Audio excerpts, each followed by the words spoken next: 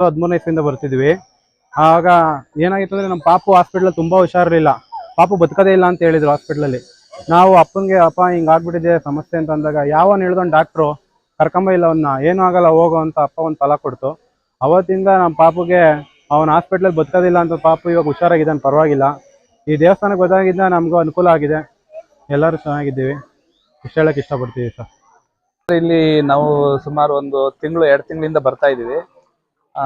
ನಮ್ಮ ಹೆಂಗಸರಿಗೆ ಹುಷಾರಿರ್ಲಿಲ್ಲ, ಹಂಗಾಗಿ ಇಲ್ಲಿ ಯಾರೋ ಒಬ್ರು ಹೇಳಿದ್ರು ಇಲ್ಲಿ ಹೋಗಿ ಚೆನ್ನಾಗ್ ಆಗತ್ತೆ ಅಂತ.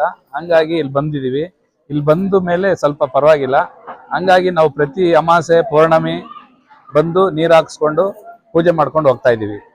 ಒಳ್ಳೇದಾಗ್ತಾ ಇದೆ.